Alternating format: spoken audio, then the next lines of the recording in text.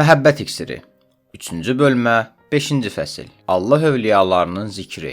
Şeyxin Allahı zikr eləyib onu yad eləmək haqqında əsaslı bir göstərişi var idi ki, müxtəlif yerlərdə təkrarən ona təkid eləyirdi. Bəyan eləyəcəyimiz kimi bu göstəriş İslam hədislərindən çıxarılmışdı. Lakin mühüm məsələ şeyxin bu barədəki şəxsi təcrübələridir. Ümumiyyətlə, bu ilahi şəxsiyyətin və salih bəndənin kəlamı ona görə əhəmiyyətlidir ki, özünün batini təcrübələri və kəlamlarından ibarətdir. Özünü daim Allahın huzurunda bilmək. Cənab Şeyx öz şagirdlərini elə tərbiyə eləmək istəyirdi ki, onlar hər bir halda özlərini Allahın huzurunda hiss eləsinlər. Bu da həqiqətdə Həzrət Peyğəmbərin insan tərbiyə eləyən mühüm kəlamının məğzidir. Allahı kamil zikr ilə yad eləyin. Soruşdular, kamil zikr nədən ibarətdir? Buyurdu, gizlində və məxfi zikr. Başqa bir hədisdə Həzrət Peyğəmbər salavatullah belə buyurur: Gözətçi mələyin eşitmədiyi məxfi zikr, onların eşitdiyi zikirdən 70 dəfə fəzilətlidir. Məxfi şəkildə edilən zikrin, aşkarda edilən zikirdən üstünlüyü və fəziləti məhz onun insani ruhi tərəqqisində və yüksəlişində ifa elədiyi mühüm rolla əlaqədardır. Dildə zikr eləmək çox asandır, lakin qəlbdə zikr eləmək, xüsusilə onu davam etdirmək çox çətin bir işdir. Məhz buna görə də İmam Baqir əleyhissalam bu işi ən çətin işlərdən biri kimi qeyd eləyir. 3 şey bəndələrin ən çətin işlərindəndir. Möminin insaflı olması, dini qardaşına kömək və hər bir halda Allahı yad eləmək. Bu da o mənayadır ki, insanın günahla qarşılaşaraq onu yerinə yetirmək istədikdə Allahı yad eləməsi onu günah iş eləməkdən saxlayar. Bu da Allah Teala'nın buyurduğu kəlamın mənasıdır. Pəhrizkar olan şəxslərə şeytan vəsvəsələri yaxınlaşdıqda Allahı yad eləyərlər. Çünki onlar bəsirət sahibi olan insanlardır. Başqa bir hədisdə İmam Sadiq əleyhissalam müminin insaflı olmasını, bərabərliyə riayət eləməsini və Allahı daim zikr eləməsini ilahi vaciblər arasında ən çətin bir iş hesab eləyir və buyurur ki, Allahı hər halda yad eləmək dedikdə məqsəd dildə zikr eləmək deyil. Baxmayaraq ki, dildə zikr eləmək də Allahı zikr eləmək sayılır. Hüseyin Bəzzaz deyir, İmam Sadiq əleyhissalam mənə buyurdu, Allahın bəndələrinə vacib elədiyi əməllərin ən çətinindən sənə xəbər verimmi? Ərz elədim ki, bəli, buyurdu, cəmaatla insafla rəftar eləmək, dini qardaşınla həmdərd olmaq və hər bir halda Allahı yad eləmək. Allahı yad eləmək dedikdə məqsədim Subhanallahi vəlhamdülillahi və la ilahə illallahu vallahu əkbər deyil. Bu da zikirdir. Amma Allahı yad eləmək dedikdə məqsədim itaət və günahla qarşılaşarkən Allahı yad eləmək nəzərdə tuturam. Çox çətin məsələ budur ki, insan özünü hər bir halda Allahın huzurunda görsün. Əgər insan üçün belə bir vəziyyət irəli gələrsə, həvai nəfsinin və şeytanın ona qələbə çalaraq onu Allah qarşısında itaatsizliyə vadar eləməsi qeyri-mümkündür. Nəfsin və şeytanın əlindən xilas olma yolu. Şeyx buyururdu, nəfsin şərindən xilas olmaq üçün Allaha diqqət yetirib, özünü daim onun huzurunda hiss eləməkdən başqa bir çıxış yolu yoxdur. Nə qədər ki, onun huzurundasan və Allahla rabitən kəsilməyib, nəfs səni aldatmağa qadir deyildir. O özü də əksər hallarda aşağıdakı ayə işarə eləyərək buyururdu, hər vaxt insan öz diqqətini Allahdan kəssə, pusquda dayanan şeytan və nəfs onun qəlbini öz ixtiyarına keçirər və öz işlərinə başlayar. Zuhruf surəsi 36-cı ayə. Məndən əl çək. Şeyxin şagirdlərindən biri onun dilindən belə nəql eləyir. Öz nəfsimi məna aləmində görüb dedim, məndən əl çək. Dedi, sən bilmirsənmi ki, səni həlak eləməyincə səndən əl çəkən deyiləm? İlahi mərhəmət və feyz Allahı yad və zikr eləməyə davam edilməsi yolu ilə insanın qəlbinə nazil olur. Allahın yadı insanın qəlbinə daxil olarkən, ilk növbədə insanın qəlbinə şeytani vəsvəsələrdən, nəfsani aludəliklərdən təmizləyir və onu mütləq feyyazın feyzini almağa hazırlayır. Əmir əl-Möminin əleyhissalam bu barədə buyurur, qəlbin ləyaqətli olmağının səbəbi onun Allah zikrinə məşğul olmasıdır. İnsan özünü daim Haqq Teala'nın huzurunda hiss eləsə, nəfsin və şeytanın əsarətindən xilas olar və bu azadlıqda onun qəlbindəki və ruhundakı müxtəlif xəstəliklər müalicə olunar. İmam Əli əleyhissalam buyurur, Allahı yad eləmək şeytanın qovulması səbəbidir. Allahı yad eləmək ruhun xəstəliklərinin dərmanıdır. Ey o kəs ki, adın dərman, sənin yadın şəfadır. İlahi feyz Allahı daim zikr eləmək yolu ilə qəlbə insani həyat bağışlayır və onu nuraniləşdirir. ruhu qüvvətləndirir və qəlb sahibi ilə Allah arasında ünsiyyət yaradır və tədriclə insana eşq və məhəbbət iksiri verilir. Allah barəsində sözün tam mənasında arif olan, insan ruhlarının dərdlərindən nagah olan İmam Əli əleyhissalam kimi böyük şəxsiyyət bu barədə buyurur: Hər kəs subhan olan Allahı yad eləsə, Allah da onun qəlbini dirildər, fikir və düşüncəsini aydınlaşdırar. Həmişə Allahı yad eləmək ruhların qidasıdır. Allahı yad eləmək ünsiyyətlərin açarıdır. Hər kəs Allahı çox yad eləsə, Allah onu sevər.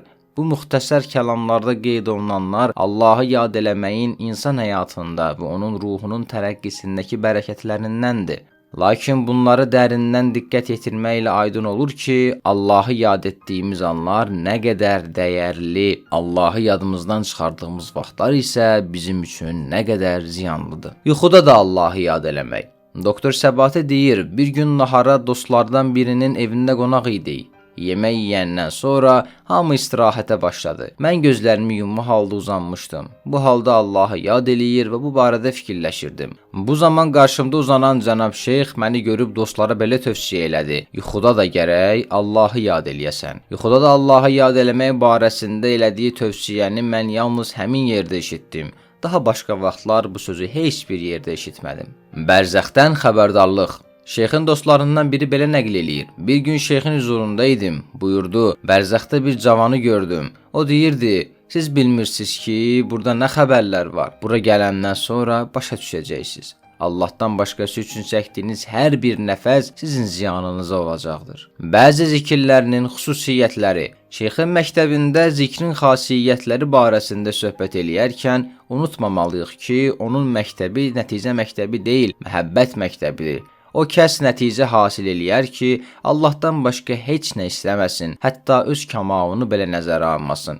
Buna əsasən, zikrin təsiri hər nə olsa belə, onda əsas məqsəd Allahdan başqaları olmamalıdır. İki zikrə daha çox təkid. Şeyxin müridlərindən biri belə deyir: Şeyx istiğfar eləyib salavat göndərməyə daha çox əhəmiyyət verirdi. O başa düşmüşdü ki, bu iki zikir Allaha doğru seyr eləyənlərin sanki iki qanadıdır. O buyururdu: Hər kəs həyatında çoxlu salavat göndərsə, ölüm zamanı Peyğəmbər salavatullah onun dodaqlarından öpər. Nəfsə qələbə çalmaq üçün 1.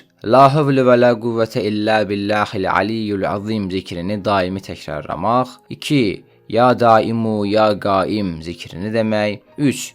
İnatkar nəfsi məğlub eləmək üçün sübh və axşam 13 dəfə, yaxud 100 dəfə Allahumma ləkəl hamdu və iləykəl müştəka və antəl müstəanu duasını oxumaq. 4. Hər gecə 100 dəfə Ya zəkiyytu tahiru min kulli afətin bi qudsihi duasını oxumaq. Cənab Şeyx nəfsə qələbə çalmaq üçün qeyd olunan axırıncı zikirlərə daha çox təkid eləyərək buyururdu: Mən özüm ondan istifadə eləmiş və bu yolla varid olmuşam. Hətta bir gün onu o qədər təkrarladım ki, axırda nəfəsim öldü. Öz-özümə dedim ki, bunu o qədər davam etdirəcəyəm ki, vücudum yoxluğa çevrilsin. Bəşər təbiyyətinin tələbinə uyğun olaraq onu təkrarlamaqdan qafil oldum. Bu zaman öz nəfsimi dirilmiş gördüm. Məlum oldu ki, hər kəs dünyaya diqqət yetirsə, nəfsi güclənər. Bu zikrin oxunuşu nəfsə qələbə çalmaq üçün təsirlidir. Naməhrəm gördükdə şeytan vəsvəsələrinə qələbə çalmaq.